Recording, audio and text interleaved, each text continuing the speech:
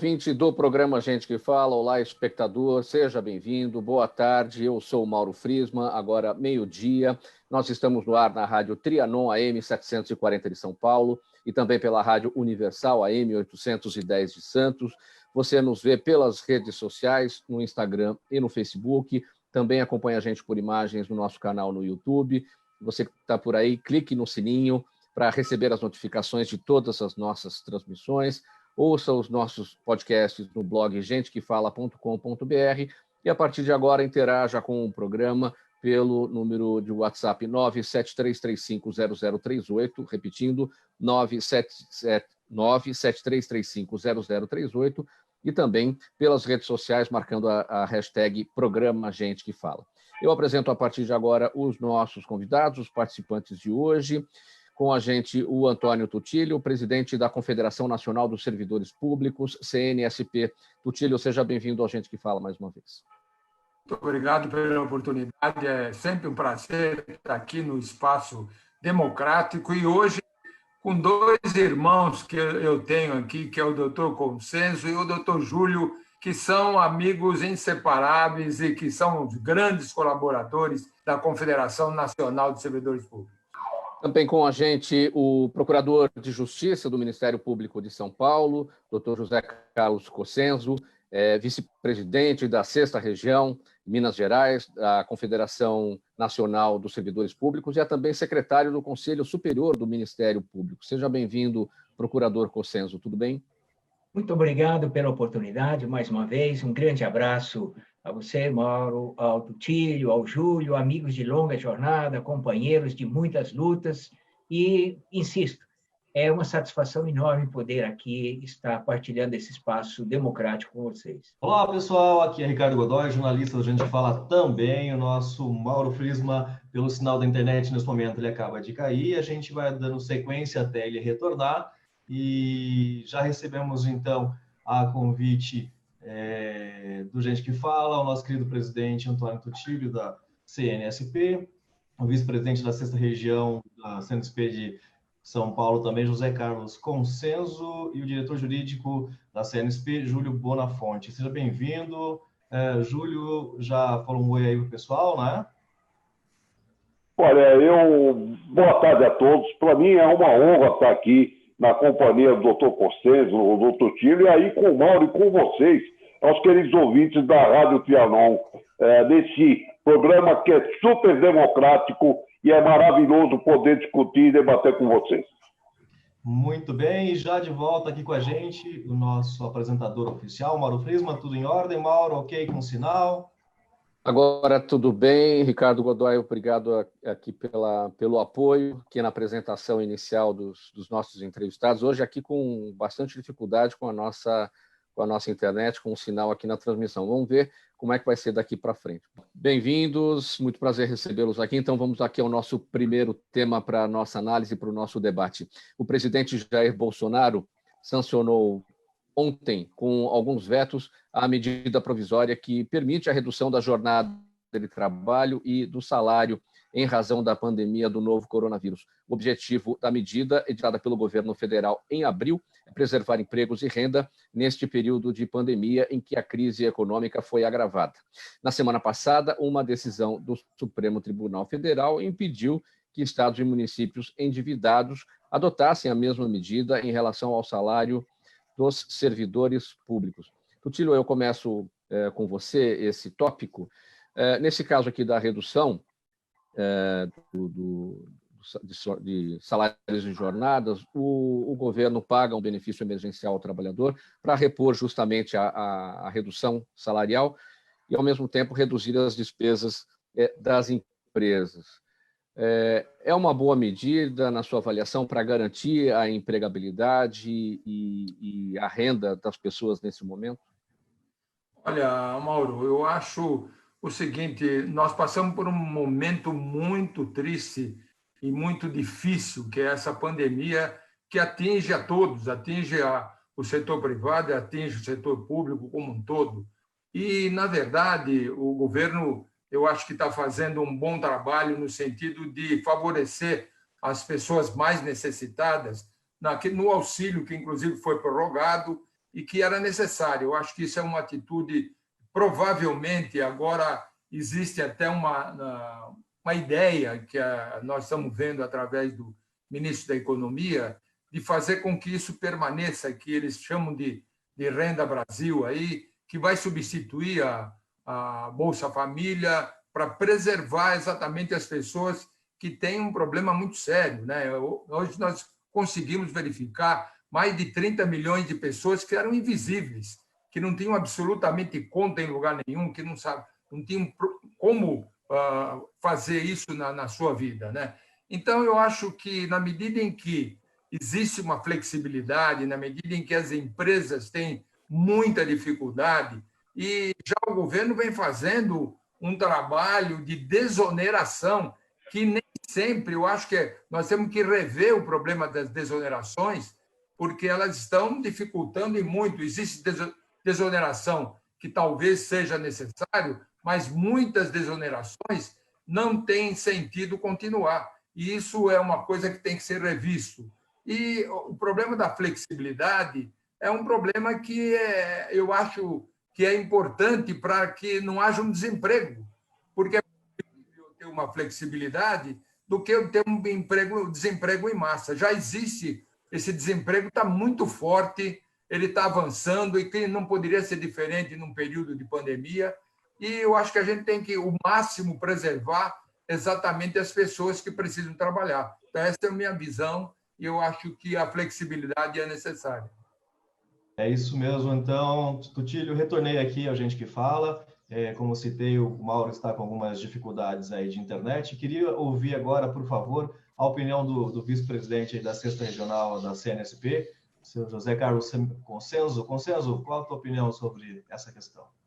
Bom, eu examino essa questão sob 2 ângulos. Primeiro, sobre o aspecto da ciência, especificamente, da forma que nós temos que cuidar da saúde e da segurança e da vida das pessoas, e temos que cuidar da saúde e da economia, evidentemente. Então, para que nós possamos sair podemos aí fazer essa travessia com um pouco mais de tranquilidade e esperar um país menos turbulento, menos dificultoso em termos de economia, é evidente que nós teremos que ter realmente alguma situação que possa ter um eventual, ou pelo menos um visual prejuízo nesse momento, mas que a gente possa recuperar lá na frente. Como bem disse o Tutílio, é difícil você acreditar que possa reduzir salário das pessoas, mas na situação que estamos, nós temos que ficar com os dedos e os anéis. A meu pensar, ainda que alguma coisa não seja bem compreensível, mas é muito melhor o trabalhador manter o seu trabalho, reduzir um pouco a jornada de trabalho, reduzir um pouco os valores, e que amanhã depois a gente possa retomar com mais vontade, e o mundo vai ser diferente, eu penso que o mundo vai ser diferente. É difícil, mas eu acho que é aquilo, você tem que cortar na carne para que nós possamos, amanhã ou depois, retomar essa vida como nós pretendemos. Sim. O agradecimento, mais uma vez, aqui à presença do Ricardo Godoy nesse apoio, nesse momento de dificuldade das nossas transmissões aqui pelo sinal da internet. Vamos lá, vamos dar sequência por aqui, vamos ver o que vai acontecer. O procurador Consenso acabou de opinar, não é isso, Godoy? Exatamente, aí a gente queria ouvir agora a opinião do Júlio sobre a questão aí dessa situação atual. Bom, fazendo coro ao que disse o nosso querido presidente, o doutor Consenso, infelizmente, é uma hora muito complicada aí dizer cortar salário, diminuir salário, mas é inevitável, porque a situação é tão grave com essa pandemia que nós vamos ter que poder socorrer quem é aquele que necessita. E essa necessidade, por parte do governo, economicamente, tem se colocado esse auxílio emergencial a toda a população, e aí mais acarreta agora um pequeno corte de salário. Essa redução de salário, o salário é muito difícil falar em redução, porque o salário já não é suficiente para a população poder suprir as necessidades básicas de subsistência, eu diria. E essa questão de ainda cortar um pouco mais vai afetar muitas famílias. Então, eu espero que isso aí passe rapidamente, a gente possa ter um dia de amanhã melhor, sem corte nenhum de salário e manutenção de emprego. O que a gente vê dificultado nesse momento, né, Bonafonte, a questão, por conta da redução de ganhos das pessoas, é a negociação em relação às dívidas que estão estabelecidas aí, os compromissos, na verdade, estabelecidos. Pagamento de aluguel, pagamento de escola, e ninguém quer perder, evidentemente, mas mesmo assim a negociação fica muito difícil nesse momento para que satisfaça ambas as partes, que resolva o lado de ambas as partes, não é verdade? É verdade, sem dúvida nenhuma. E a população, você vê, e as notícias fazem com que não consegue pagar salário, não consegue. Na verdade, o grande problema é a alimentação do povo, as condições de vida mesmo. E esse corte de salário realmente vai prejudicar sensivelmente. Mas, infelizmente, nesse momento, não tem uma outra alternativa econômica. Vamos seguir aqui com a nossa conversa, com outro assunto, nessa edição do programa Gente que Fala. Você está com a gente pela Rádio Trianon, AM 740 de São Paulo, Rádio Universal, AM 810 de Santos, nas redes sociais, no Instagram e no Facebook. Curta as nossas páginas, siga a gente por aí. Você também está no YouTube acompanhando no nosso canal, aqui no sininho, para receber todas as notificações todas as vezes que a gente estiver no ar. E aqui nas redes sociais, nunca esqueça de marcar a hashtag Programa Gente que Fala. O próximo assunto é o seguinte: um grupo formado por 32 entidades, entre elas a Confederação Nacional dos Servidores Públicos, publicou uma nota manifestando o seu repúdio e indignação em relação ao decreto número 65.021, publicado no dia 20 de junho, no Diário Oficial do Estado aqui em São Paulo, que estabelece que, havendo déficit atuarial no regime próprio de previdência do Estado, o governo passará a cobrar contribuição previdenciária de aposentados e pensionistas que eram isentos. O decreto também aumenta a contribuição de quem recebe acima do teto do INSS. Na mesma edição do Diário Oficial, a Secretaria de Projetos, Orçamento e Gestão declarou o déficit atuarial e, de imediato, a SPPrev estabeleceu o prazo de 90 dias para iniciar a cobrança. Tutílio, então, pelo visto, pelo que está acontecendo aqui, de imediato a SPPrev estabeleceu o prazo de 3 meses para o início da cobrança. Essa cobrança deve acontecer, mas a polêmica é: há ou não há déficit atuarial? Esse é o grande problema, porque quando nós colocamos esse repúdio, e realmente a Confederação não pode se conformar, porque esse é um verdadeiro confisco que nós estamos verificando para o servidor público, porque, na verdade, a SPPrev coloca exatamente no mesmo dia que o governador colocou essa matéria, que é esse decreto, o 65.021, e não houve nenhuma publicidade, não houve nenhuma reunião, não houve nenhuma comunicação com as entidades, não se discutiu absolutamente nada, e o déficit que eles aparecem com 9 bilhões e 700 aparece do nada, ninguém sabe como é esse déficit, é um déficit imaginário, por exemplo. Então nós temos que saber como que ele foi verificado, e nós temos um trabalho muito longo por parte disso, porque a questão de mais de 12 anos atrás, 14 anos atrás, nós levantamos, inclusive, com um atuário competente, doutor João Maduro, em que colocava, e o doutor Júlio acompanhou bastante, o doutor Consenso também, porque nós fazíamos parte lá ainda da Associação dos Servidores Públicos do Estado de São Paulo, e esse atuário colocava que, naquela oportunidade, porque desde o tempo do professor Carvalho Pinto, só se recebia dinheiro, não era pago previdência, não era pago pensão, não era pago nada. Então, eles usaram todo o nosso dinheiro, que é o dinheiro do servidor público, usaram para tantas coisas, para estrada, para hospitais, para casas de agricultura, enfim, tudo. Mas só que agora não tem o dinheiro, porque, na verdade, esse atuário colocava que, naquela oportunidade, eles nos deviam, o governo nos devia 64 bilhões de reais. Veja, o doutor Júlio vai poder, porque ele também participou ativamente disso, e, na verdade, nós podemos, com mais o imposto de renda, que nós chegamos a pagar 27,5%, com mais esse problema do 2% que nós pagamos de saúde, né? A parte médica para o hospital do servidor público, e com mais os impostos, hoje o Brasil coloca em tudo aquilo que nós pagamos, do nosso alimento, nossos planos de saúde, tudo, fica por volta de 40% de todos nós. Nós precisamos trabalhar 5 a 6 meses por ano para pagar imposto. E agora vem o governo e diz o seguinte, olha, mais uma verificação, e quem exceder ao valor de um salário mínimo, que é R$ 1.045, passa a pagar. Eu tenho uma tabelinha aqui que eu acho que vai mostrar o absurdo que é isso, e por isso que o doutor Júlio vai mostrar que nós estamos entrando com uma ação direta de inconstitucionalidade, porque realmente é um confisco e não pode continuar. Eu vou dar só um número para vocês. De 1.045 até 3.000, vai pagar 12%, portanto, R$ 234,60. De 3.000 até 6.100, paga 14%, portanto, passa para mais R$ 434. Acima de 6.100, tudo paga 16%. Quem ganha 10.000 vai pagar 234 mais 434 e mais 623. Vai passar para 1.292.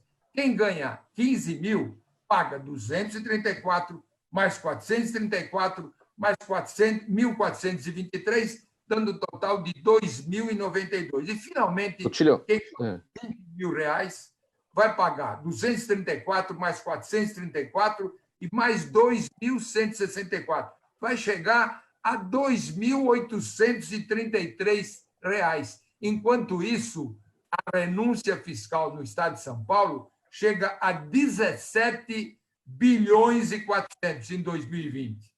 Então, eu acho que o único país do mundo, que é o Brasil, que ainda o aposentado paga, depois de aposentado, contribuição da Previdência. E o governador quer mais isso, é um absurdo total. Tutílio, você destacou aí em cada faixa quanto é o percentual de contribuição de cada aposentado. A primeira faixa é 12%, a segunda faixa é 14%, a terceira faixa é 16%, e daí para sempre acima de 1.100. O que esse decreto prevê, o 65.021, o governo passará a cobrar a contribuição previdenciária de aposentados e pensionistas que eram isentos. Então, por esse decreto, a partir de quanto, de qual salário, né, o aposentado vai acabar, aquele que era isento vai entrar na faixa de cobrança? Com qual salário? A partir do salário mínimo, a partir de 1.045 está isento, 1.046 já vai pagar o valor de 12%. Não, e o mais grave, o doutor Júlio pode explicar melhor, doutor Costa também, que o mais grave é que o portador de doença grave, né, os incapacitados, que tinham um desconto maior, que era o dobro do valor do INSS, ele vai pagar também. Isso é um absurdo na parte social, é desumano o que vai acontecer com esse pessoal que tem doença grave. Eu acho que o doutor Júlio, o doutor Cossenzo pode explicar com mais parte técnica a respeito disso. Doutor Cossenzo, inicialmente, antes da sua explicação, quais são os mecanismos que o aposentado tem para acompanhar o regime próprio de previdência do Estado e entender esse mecanismo de cálculo de déficit atuarial ou superávit, enfim, como é que é possível acompanhar isso para ter certeza do que está acontecendo?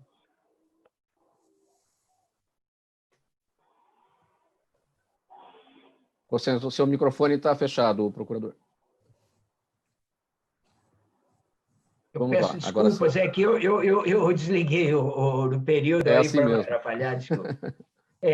A questão é o seguinte, a Constituição, quando nós tivemos a emenda 41, o governo modificou a forma praticamente o formato todo da Previdência, né? e o caráter se transformou em contributivo, atuarial, e aí que é o grande problema que o legislador pós-constituinte aplicou, que a contribuição tem natureza solidária.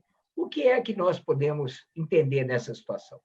Pelo que a gente vê, e é bem fácil a compreensão, qualquer pessoa que der uma lidinha, né, no texto constitucional vê o seguinte, que as reformas foram realizadas sem buscar minimamente a segurança dos servidores públicos. O que essa reforma buscou claramente é que, dentro desse contrato, entre aspas, da Previdência, não deve haver riscos para o Estado. Nessa situação, o que o governo faz? Todas as vezes em que ele diz que atuarialmente há um risco, há um contrabalanço, e sem qualquer prestação, sem qualquer transparência, ele aplica essa modificação. E a modificação qual é? Aumento da contribuição. Se você verificar pelo artigo 6º da Constituição, todo cidadão tem direito à segurança, à saúde, à educação. Se você vê no Brasil, raramente é difícil qualquer pessoa que seja servidor público que não tem um plano de saúde complementar. Se você deduz a Previdência Social, você deduz o imposto de renda, mais saúde e educação, esse valor passa tranquilo dos 55%. Então, como disse o Tuti, é manifestamente um confisco. E como hoje o servidor, principalmente o aposentado, ele pode acompanhar isso? E é por isso, efetivamente, que nós temos a entidade de classe, a Confederação Nacional de Servidores Públicos, que intransigentemente busca a defesa do servidor. Então, através de mecanismo qual? Nós temos que buscar, dentro do Supremo Tribunal Federal, a arguição da inconstitucionalidade dessa medida que é claramente confisco. Então, é dessa forma que nós precisamos. Agora, o que nós precisamos claramente é que o governo, todos, fossem absolutamente transparentes para mostrar se realmente essa Previdência, que sempre foi superavitária e continua sendo superavitária, porque não integra na forma de arrecadação muitas outras fontes, como loterias, que é uma das grandes fontes, e o governo só quer fazer um contrabalanço entre aquilo que recebe como contribuição e aquilo que ele paga como pensão e aposentadoria. Esse é o problema, e é aí que funciona e atua a Confederação. Júlio Bonafonte, antes da sua avaliação aqui, eu quero só apresentar uma nota. O presidente Jair Bolsonaro testou positivo para a Covid-19 e a revelação foi feita por ele próprio, em entrevista agora há pouco à TV Brasil. Ontem, todos sabem, o presidente Bolsonaro sentiu alguns sintomas da Covid-19, fez o exame lá em Brasília, no Hospital das Forças Armadas. O resultado foi divulgado agora há pouco, no final da manhã, e em nota oficial, a Secretaria Especial de Comunicação Social disse que o estado de saúde do presidente Jair Bolsonaro é bom. Vamos lá. Bonafonte. Bom, Mauro, e esse decreto do governador Dória e o secretário de Gestão, Mauro Ricardo, que foi o mesmo secretário quando foi criado o SPPrev pelo governador José Serra, é absolutamente inconstitucional. E por que inconstitucional? Porque está cobrando aposentado e pensionista, não é devedor, é credor. Então, o único lugar do mundo que paga aposentadoria, que paga essa contribuição previdenciária, é aqui, no Brasil. Então, aposentado e pensionista, o pensionista vai pagar essa contribuição previdenciária para quê? Só se for para ter um lugar melhor no céu. Não tem porquê. Então, é absolutamente inconstitucional. É uma nova maldade que o governador Dória, que está se notabilizando contra o aposentado e pensionista nesse estado, recentemente reduziu a prioridade para receber o precatório de 31 para 11 mil. Ele tem o quê? Está cobrando, ele ofende diversos dispositivos da Constituição Federal. Veja bem, ele ofende o confisco, que os nossos companheiros acabaram de dizer, ele ofende o direito adquirido, ele ofende a isenção. E veja bem, o aposentado e pensionista do regime geral da Previdência, do INSS, não paga contribuição previdenciária. Nem o aposentado e nem o pensionista está isento. Agora, você imagine, Mauro, e os ouvintes da Trianon, que uma pessoa que tem doença grave, portador de doença grave, ele estava isento até o dobro do limite do regime geral da Previdência, que hoje seria quase 12 mil e pouco. Hoje vai pagar a partir de 1.100. Ele editou uma outra emenda constitucional, número 49, no dia 6 de março, agora de 2020, cobrando aquele que é portador de doença grave. Meu Deus do céu, esse que é portador de doença grave, ele está isento. Como é que ele vai pagar agora e não vai ter dinheiro para comprar remédio para enfrentar a própria doença? Isso aí, como disse o meu presidente do Chile, é mais que desumano, é indigno, é vergonhoso, é absolutamente inconstitucional. Nós ingressamos aqui em São Paulo contra esse decreto para poder suspender a eficácia dele, para não entrar em 90 dias de cobrança e no mérito, julgar improcedente, porque o déficit não existe. Esse déficit que ele alega é muito fácil, veja bem, e o Totiro explicou bem lá atrás, veja bem, 64 bilhões, tanto é verdade que ele reconheceu essa dívida, quer dizer, esse dinheiro foi desviado da nossa Previdência para construir presídio, fóruns, casa de agricultura, estradas, e aí, hoje, vem se apresentar o déficit. Quando você fez uma pergunta, como é que o aposentado e pensionista pode acompanhar? Nós criamos do SPPREV em 2007 a Lei 1012, criamos um conselho de administração e um conselho fiscal. Para quê? Para poder sentar na mesa, paritariamente, junto com o governo, para poder exatamente evitar esses desvios financeiros e, na hora, a transparência, para poder saber desse déficit atuarial. Quando foi criada a Lei 1012 em 2007, o artigo 28 fala que o Estado vai levar 10 anos para poder pagar essa dívida daquele dinheiro que ele desviou. Na verdade, era 64 bilhões e 10 anos não seria suficiente a rigor o valor atualizado desses 64 bilhões, ou ele teria que levar 20 anos para poder cobrir esse déficit atuarial.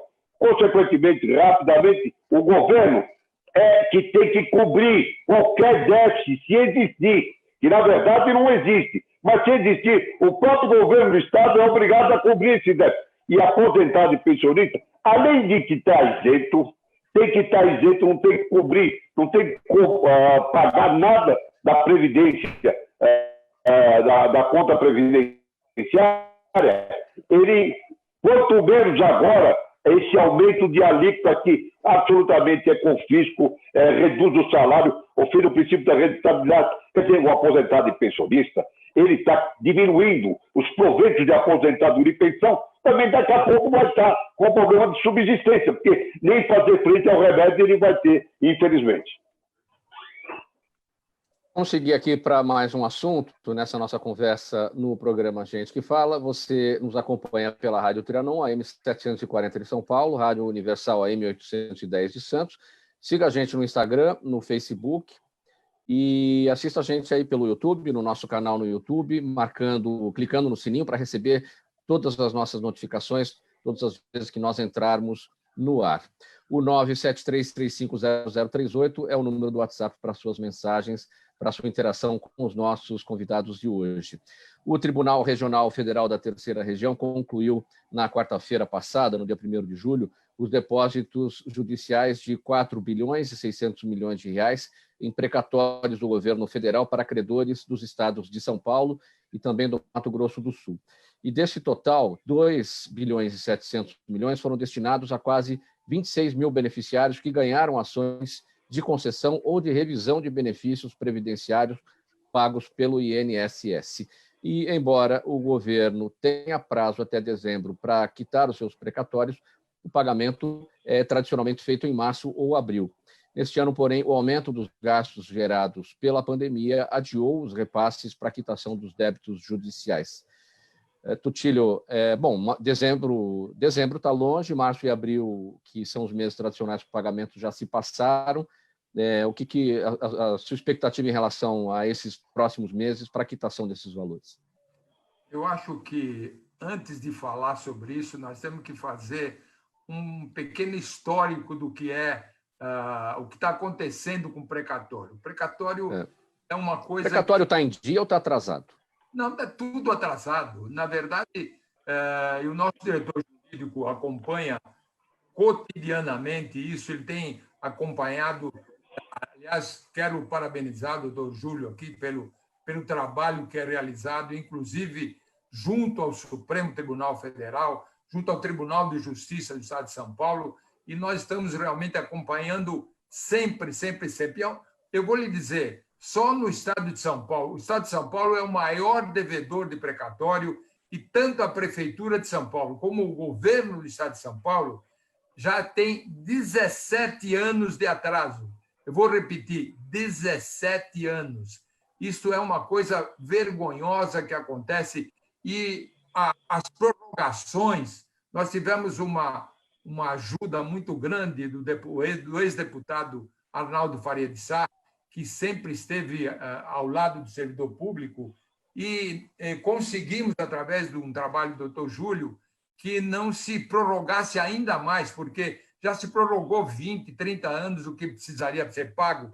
E também eu gostaria que depois desse um histórico daquilo que aconteceu com as vitórias que a Confederação Nacional de Servidores já realizou através do trabalho do doutor Júlio na parte jurídica, com relação a juros, com relação à requisição de pequeno valor, com relação à suspensão. O Tribunal de Justiça queria suspender, agora na situação de pandemia, suspender o pagamento de precatório quando as pessoas mais necessitam, eles queriam suspender. Conseguimos realmente fazer um trabalho e que isso não fosse feito. Então, isso tudo, eu acho que o doutor Júlio pode colocar todo um histórico daquilo que nós defendemos e das vitórias que nós obtivemos junto ao Supremo Tribunal Federal e também junto ao Tribunal de Justiça de São Paulo.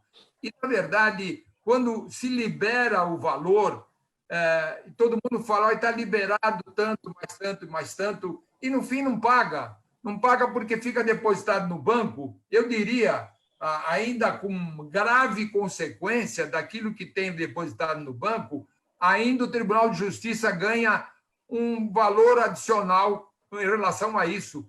Não pode continuar.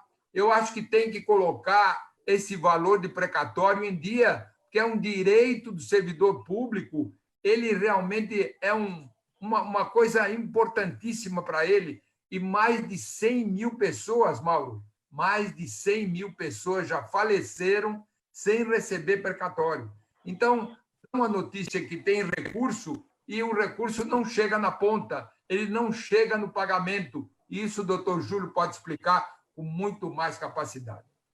Doutor Júlio, esse atraso, né, como destacou o Tutilho, de 17 anos no pagamento do precatório do Estado de São Paulo, isso vale para esses assuntos relacionados ao INSS, este atraso, ou qualquer pessoa com qualquer demanda no Estado de São Paulo que está aguardando o precatório está nesse atraso?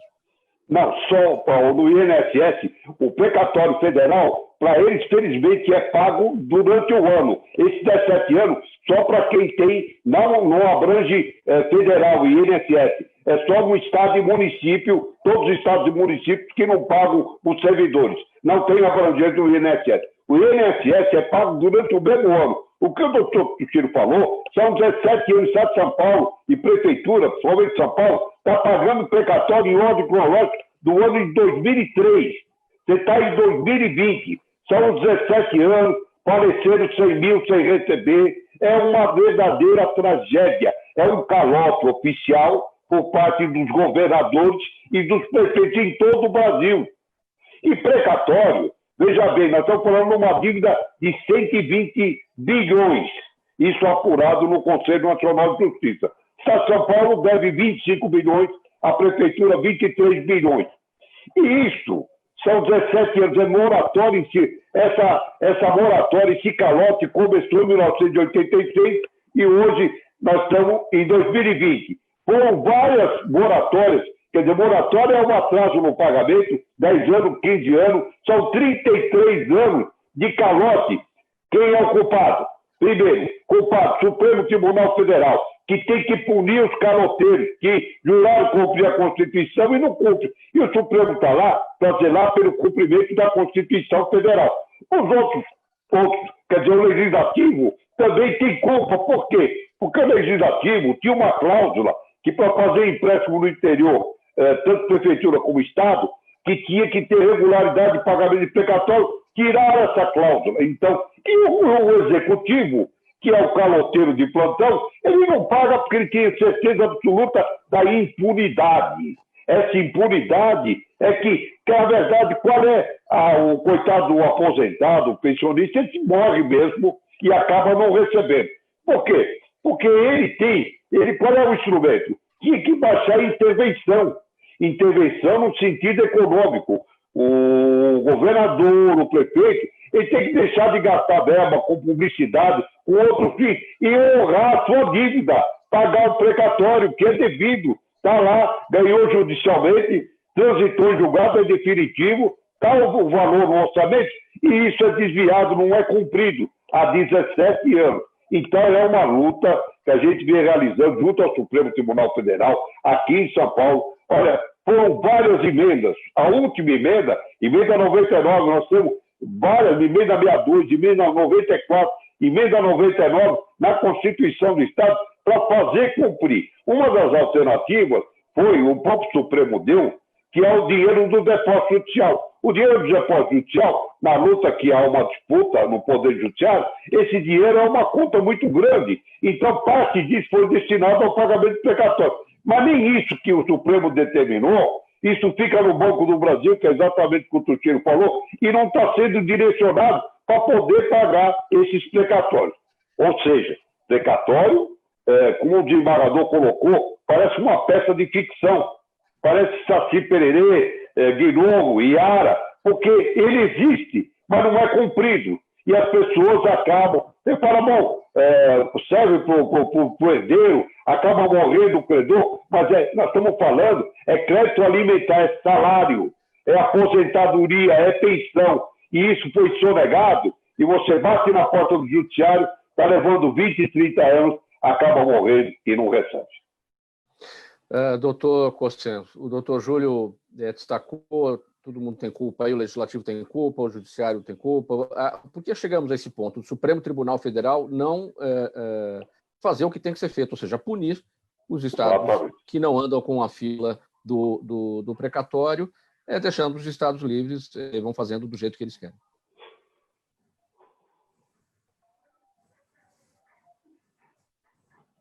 Está fechado o microfone, procurador. Sobre esse tema, falar depois do Dr. Júlio Bonafonte realmente é muito difícil, porque ele esgota o assunto. É uma das pessoas que mais entende dessa matéria do Brasil, uma pessoa que mais luta pelos servidores.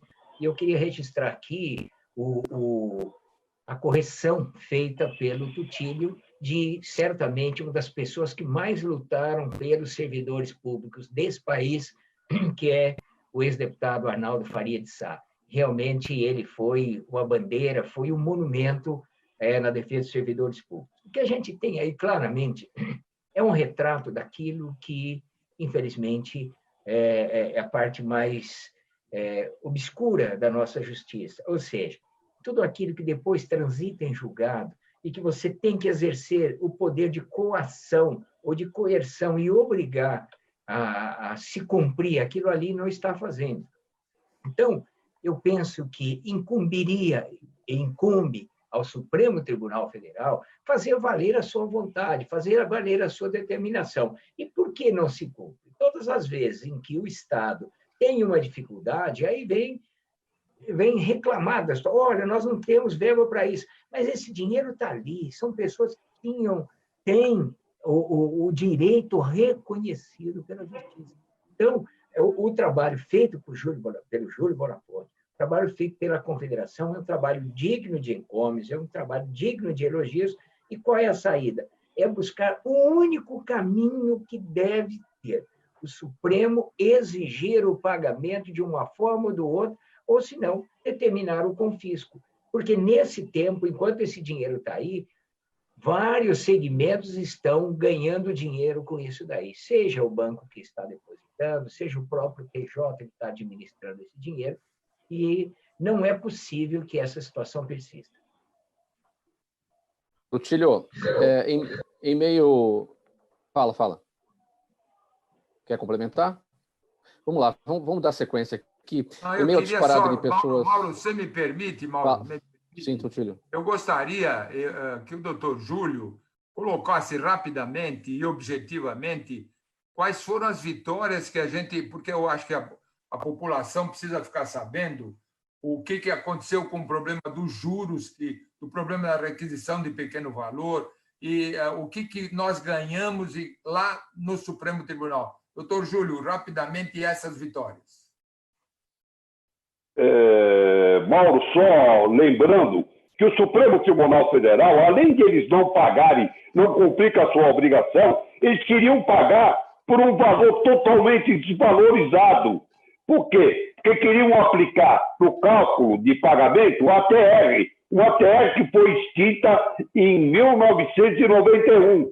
Veja bem, você está em 2020. E essa ATR, a diferença entre esse ATR e o correto indexador para medir a inflação, que atualmente é IPCA-E, a diferença é mais do que 60%. Então, além de não pagar, quando o pouquinho que vai pagar, queriam diminuir esse valor em 60%. Então, é um tema 810 do Supremo Tribunal Federal, um recurso extraordinário, que a Confederação lutou durante 10 anos, desde 2009 até 2019, e felizmente foi vencedora no sentido de falar: o pagamento tem que ser feito atualizado com base no IPCA. E isso representa um ganho de 60% do que, quer dizer, ganho não, é o valor atualizado da moeda, porque senão você teria menos 60% pagando em TR. Outra grande vitória é obedecer o trânsito em julgado. Trânsito em julgado é a data da decisão definitiva. O governador Dória, em São Paulo, editou, fora esse decreto 65021, uma lei que, na verdade, é absolutamente constitucional. É a Lei Complementar 17.205, em 7 de novembro de 2019, que diminuiu. Aquele que tem idade mais idoso e tem portador de doença grave, ele tem direito a receber o precatório, tem preferência. E essa preferência, veja bem, por uma emenda constitucional 99, o deputado Arnaldo Faria de Sá, que nos ajudou, é 5 vezes a requisição de pequeno valor. E aí tem que obedecer a data do trânsito julgado. Mas como o governador simplesmente diminuiu esse valor de 31 mil para 11, aí ficou essa dificuldade de receber a requisição de pequeno valor. O Supremo Tribunal Federal... Questão do... O Bonafonte, essa questão da correção que você destacou, que é feita pela TR e não pelo IPCA, onde é que está? Qual é a previsão de que deve ser a TR e não o IPCA? E como é que se modifica isso? Veja bem, o governo federal aí serve para INSS, serve para tudo, para reclamação trabalhista, para tudo. Veja bem, está na própria decisão judicial e está na emenda constitucional. Se você pegar a emenda constitucional 62 e a 99, lá é uma emenda constitucional e lá fala que o pagamento deve ser atualizado pelo IPCA-E. E o Supremo Tribunal Federal, no tema 810, é um RE 87947, decidiu, e foi o ministro Alexandre de Moraes que acabou lhe dando o voto e falou: olha, essa lei, existiu uma lei federal, que era 11.960, em 2009, que era uma lei absurda, porque era uma lei de estrada de rodagem, e incluir um artigo 5º nessa lei, eu chamo de contrabando legislativo, para dizer que devia ser pago com base na TR. E a TR, infelizmente, não mede corretamente a inflação. Aliás, até na própria caderneta de poupança, que o povo é lesado sem saber. Então, a mudança de TR para IPCA tem que ser feita com base em emenda constitucional também.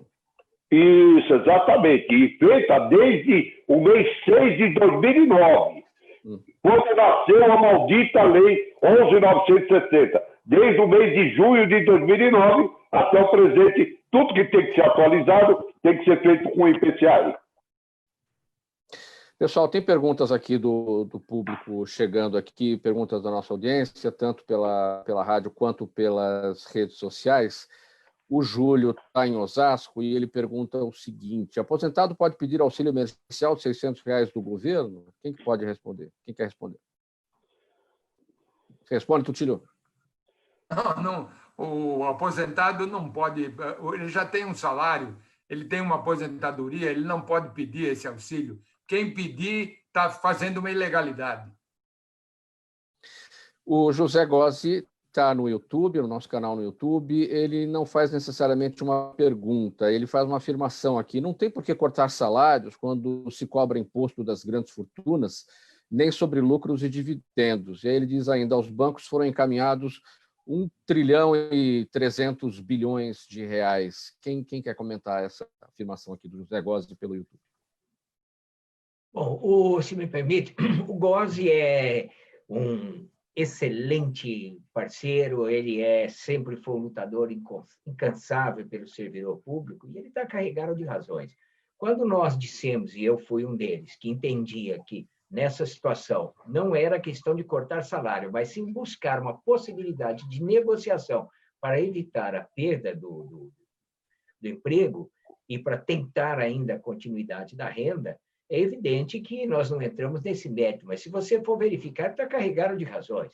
Porque se o Estado deixa os bancos ganharem dinheiro dessa forma, se não são tributadas as grandes fortunas, é evidente que o servidor, o trabalhador, aquele que é o hipossuficiente, é o que vai pagar essa conta. Então, eu queria deixar bem claro, não retificar o meu posicionamento, mas dizer o seguinte: eu não sou a favor de reduzir renda, não sou a favor de reduzir o ganho do servidor nem do trabalhador. É que nessa situação, no momento que nós estamos, um momento especial de pandemia, esse é um paliativo que se encontrou para manter o serviço. Mas concordo que o Estado deve uma satisfação, e não é esse governo, não é o anterior, não é o anterior. Desde a Constituição de 88, que o Estado não cumpre necessariamente a sua obrigação, que é taxar as grandes fortunas e reduzir os ganhos incomensuráveis dos bancos. Que seja qual for o momento que se passa na economia brasileira, sempre os bancos ganham dinheiro assustadoramente e mais, deixam de pagar grandes tributos. Procurador Consenso, inclusive em relação a essa questão das grandes fortunas, tem gente que é a favor de cobrança, de taxação de grandes fortunas, gente que não é a favor, é uma questão ideologizada também muitas vezes. Uma grande fortuna, ela, em algum momento, ela já não pagou os impostos que deveriam ser pagos? Bom, você pega os países com economia mais sólida e com a democracia absolutamente estabilizada, eles cobram imposto sobre as grandes fortunas. Até porque, se você for comparar a grande fortuna com os valores que a Constituição diz, por exemplo, a propriedade tem que cumprir sua função social. A grande fortuna tem que cumprir a sua função social, porque não é correto. Eu não estou discutindo socialismo, pelo amor de Deus, não entenda essa situação. Não é correto que alguém tenha uma grande fortuna para especular, quando isso deve servir para a função social, para gerar mais emprego e renda. Se essa grande fortuna for disciplinada, for colocada para outra forma de ganhar dinheiro, como indústrias, empresas, agropecuárias, seja qualquer outra forma, aí sim ele estará pagando o imposto sobre essa forma que ele está utilizando para distribuir essa riqueza, mas da forma de apenas e tão somente acumular para si, em detrimento daqueles que poderiam ter uma vida mais digna, evidentemente é uma forma até profilática, uma forma didática de você obrigar os detentores de grandes fortunas a criar emprego e renda. Doutor Júlio, tem mais uma pergunta? Mauro, eu só gostaria de acrescentar a fala do doutor Consenso, que o governo tem os recursos do fundo partidário para utilizar em vez de cortar salário. Fundo partidário é um absurdo o valor que vai se gastar, sem contar as exonerações para as empresas grandes empresas, desonerações, e aí sempre a parte mais fraca, o coitado do trabalhador, corta o salário, reduz o jornal, corta o salário. Quer dizer, o trabalhador é que contribui para resolver a pandemia. A gente até entende, mas fica triste, não é aí, tem que buscar outros caminhos. Mas, Mauro, mais queria uma só questão. complementar também. Queria fazer uma complementação com relação às grandes fortunas, que eu sou favorável a... Não estamos falando de coisas pequenas, o que se fala é quem é acima de 50 milhões, é coisa desse tipo. Porque, na verdade, hoje, aquele que tem uma grande fortuna, ele acaba sendo favorecido porque ele não paga muito imposto, ele faz a colocação dentro da sua empresa e ele acaba sendo isento disso, isento daquilo. Quem tem um iate, por exemplo, não paga nada. Então, é uma série de coisas que precisa realmente ser taxado. Se você taxar acima de 50 milhões, você pague 2% sobre isso, você teria um valor que seria o próprio recurso que eles ganharam com a reforma da Previdência, por exemplo. Eu acho que seria uma boa medida taxar as grandes fortunas, na minha visão. Tem uma outra questão aqui da nossa audiência. A Targina, ela está no Facebook nos acompanhando. Ela faz uma pergunta. Ela pergunta o seguinte: quando uma aposentadoria por invalidez passa a ser definitiva? Aí ela explica que ela conta uma história. Ela diz que tem alguém na família que vive doente, precisa ir morar com a família em outro estado, e essa pessoa fica presa aqui por ter uma aposentadoria por invalidez, mantendo o vínculo empresa, sendo que não tem mais como trabalhar. E aí a pergunta dela: como é que essa aposentadoria por invalidez pode se tornar definitiva? Você responde, doutor Júlio? Na verdade, é necessário que tenha um laudo oficial, e esse laudo oficial é que torna possível que a aposentadoria seja permanente por invalidez. Sem o laudo, realmente fica no auxílio doença, continua sem aposentado, seja no serviço público, seja na iniciativa privada. Então, INSS, é muito importante que a pessoa tenha que fazer um laudo pericial, e esse laudo médico por parte do governo, aí sim é que vai tornar a aposentadoria de invalidez permanente, para que a pessoa possa receber esse benefício. Então, qual é o caminho das pedras, doutor Júlio? Onde pode requerer esse laudo? Esse laudo requer, junto a perícias médicas do INSS, e, no caso do Estado, as perícias médicas do próprio Estado, que ele vai fazer o perito, vai examinar a pessoa, porque vem constantes licenças de saúde, e após essas constantes licenças de saúde, ele dá um laudo pericial opinando favoravelmente a aposentadoria, e aí a aposentadoria, seja no INSS ou seja no próprio Estado, aí se torna permanente. Tutílio, vamos falar bem rapidinho aqui, tem mais um tema, temos mais alguns minutos aqui, mas bem brevemente, quase 2 bilhões de reais o valor de contratos investigados pelas polícias federal e civil e pelo Ministério Público em todos os estados brasileiros por indícios de fraudes em compras e contratos assinados sem licitação. Por que nós temos no Brasil essa dificuldade de gastar numa urgência, que é o caso da pandemia, gastar rápido e gastar bem? Olha, eu acho, Mauro, é uma vergonha o que está acontecendo no nosso país, e num período assim de grande dificuldade, um problema de doença, desse vírus que aflige toda a nossa população, é uma verdadeira vergonha o que está acontecendo. Eu vi um programa em que colocavam que na área federal já se gastou, sem licitação, da ordem de 400 bilhões de reais. Então, estados como São Paulo, Rio de Janeiro, Pará, Santa Catarina, tudo com valores exorbitantes, comprando respiradores, máscara e aventais, tudo dentro de um valor extraordinário.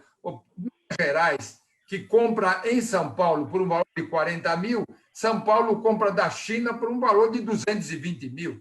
Então, sabe, fica uma coisa que não dá para entender. 21 estados da federação estão com problema nessa área médica, colocando essa coisa desastrosa de que, na verdade, eles estão querendo ganhar dinheiro em cima de uma doença.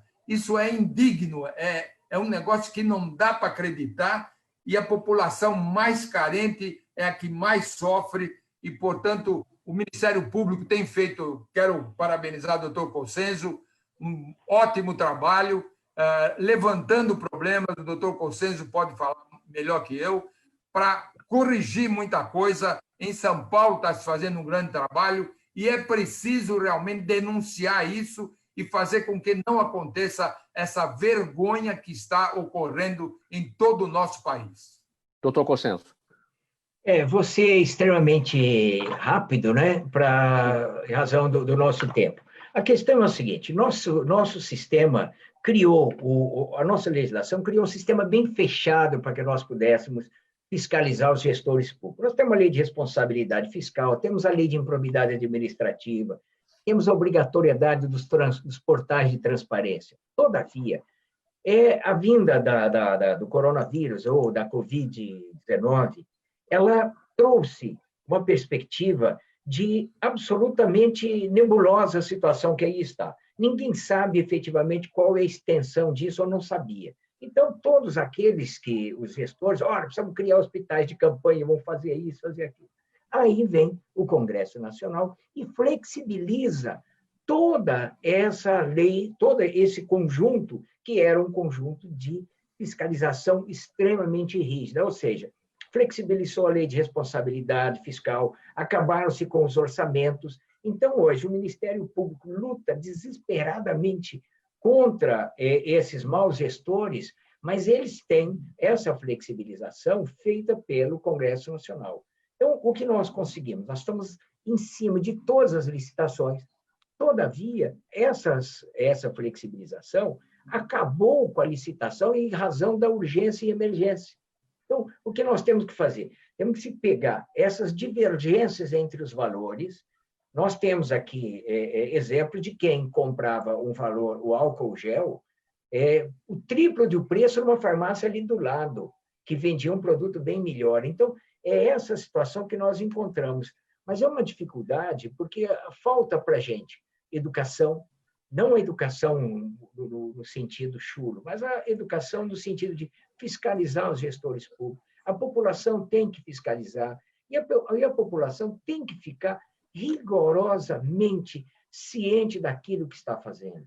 Até chegar notícia para o Ministério Público, até chegar notícia para a polícia levar para o Ministério Público, depois você chegar no Judiciário, possivelmente as grandes falcatruas, as grandes fraudes, nós só descobriremos possivelmente no próximo ano, quando for verificar os balanços e os orçamentos.